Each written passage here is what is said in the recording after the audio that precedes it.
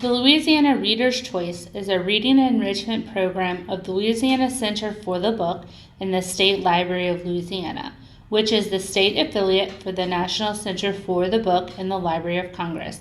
Its mission is to foster a love of reading in the children of Louisiana by motivating them to participate in the recognition of outstanding books.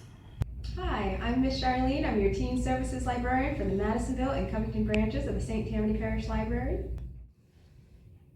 Hey teens, I'm Miss Abby, your Teen Services Librarian for the Slidell branches of the St. Tammany Parish Library. Miss Charlene and I would like to bring to you the titles from this year's Louisiana Teen Reader's Choice book list. The titles from this list and from every year's list are curated by librarians and educators here in Louisiana and include fiction, nonfiction, graphic novels, and poetry. Miss Charlene and I are both honored to be on the Louisiana Teen Reader's Choice Committee and are happy to bring this book list to you. Students in grades 9 through 12 who reside in Louisiana are eligible to vote after reading or listening to at least 3 nominated titles from the list that corresponds to their grade level. So any of the titles from this video. Voting is limited to 1 vote per student, and an award winner and an honor book are chosen based on student votes. The voting begins on December 1st and ends on May 1st, so you have plenty of time to start reading. Students who read or listen to all of the nominated titles on their list, so the 9th through 12th grade list, can receive a certificate of program completion from the state library. America Redux by Ariel Aberg-Ritter. American history comes alive with vivid illustrations in this unconventional book that covers a variety of historical moments in our nation's history. Told in essay format, these stories cover topics from Japanese American concentration camps to the outlawing of boarding houses in the mid-20th century, each story flowing into the next, highlighting long-lasting consequences that affect our way of life today. Bonesmith by Nikki Palpretto. In order for Wren to take her place in the House of Bones and gain her father's approval, she must take the trial to become a Vulki, which is a ghost-fighting warrior test. The Bonesmiths have special powers that allow them to control bones. It is their responsibility to help ghosts move on by finding their anchor bone and severing it from them. However, due to sabotage, Wren fails the trial. As punishment, she is banished to the border wall, a wall that separates them from the breach where the dead roam. Wren gets a second chance, though, when the Prince of the House of Gold is kidnapped and taken into the breach. Determined to redeem herself, Wren ventures into the breach on a mission to save the prince. Give Me a Sign by Anna Sorrentino. Never quite feeling like she is part of the hearing world or deaf community, Lila feels like she is stuck in the middle. When she becomes a camp counselor for Camp Grey Wolf, a camp for the deaf and blind, her plan is simple, to brush up on her ASL. But when she gets there, she finds a community she never had and always wanted. She also finds Isaac, a fellow camp counselor who becomes a friend. But could they be more than friends? 4 years ago, 5 teens started a deadly game called Tomato. This game doesn't have any instructions, and it took them to a horrifying Japanese underworld. Only 4 made it back. Now, 4 years later, it's senior year. The ghost of the friend who didn't survive summons them back to the cave where the game started. In order to save their friend, they must restart the game. No longer friends since that night 4 years ago. They have to work together to complete 7 challenges by the end of the night, or they are going to be stuck there forever. Will they all make it out? You will have to read Find Him Where You Left Him Dead by Kristen Simmons. The Princess and the Grilled Cheese Sandwich by Dea Muniz. Lady Camembert is not a stranger to the injustice of society. She is, after all, a woman born in a world where women are not allowed to inherit. When her father passes, she does something no one saw coming.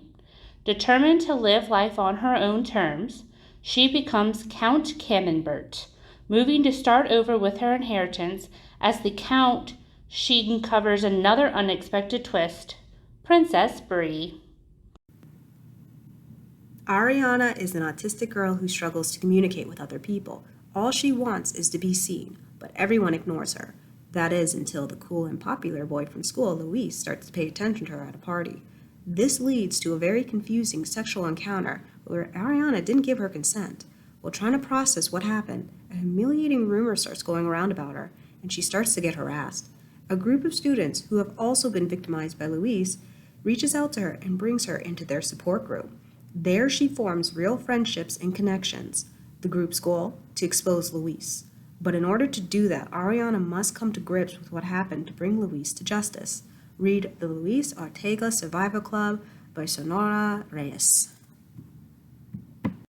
Reggie and Delilah's Year of Falling by Elise Bryant. Delilah is a shy punk rock singer who's still figuring herself out. Reggie is a Dungeons & Dragons dungeon master and self-declared blurred. They're both used to hiding behind masks, sometimes literally, sometimes emotionally, just trying to navigate high school without falling apart. But then it happens. They meet on New Year's Eve, and suddenly, each holiday throughout the year, Valentine's Day, Juneteenth, Halloween, become a new chance for Reggie and Delilah to fall for each other. Slowly, awkwardly, sweetly, but real love, that gets messy, and both of them are carrying more than they let on. Can they be honest with each other and themselves in time? When Principal Moore of the prestigious Promise Prep School is found murdered on school grounds, 3 boys are accused and considered to be suspects. JB is the smart one who dreams of leaving the city to attend college. Trey is the promising basketball player, and Ramon loves to cook and sell his pupusas to help his family pay the bills. They were all supposed to be in detention during the time Principal Moore was murdered, but their whereabouts are all unaccounted for. To make matters worse, they all have reasons to kill Principal Moore. Can the boys put their differences aside and work together to find the real murderer and clear their names? You will have to read Promise Boys by Nick Brooks to find out. Resball by Byron Graves. On the Red Lake Reservation in Minnesota, basketball isn't just a game. It's everything. For Trey Brunn, making the varsity team his junior year is a chance to honor his older brother Jackson, a local legend who passed away too soon, and maybe even chase the dream they once shared together, to lead their team to a state championship. But getting there won't be easy. Trey's got talent, sure, but he's also got pressure, grief, and the weight of his whole community watching.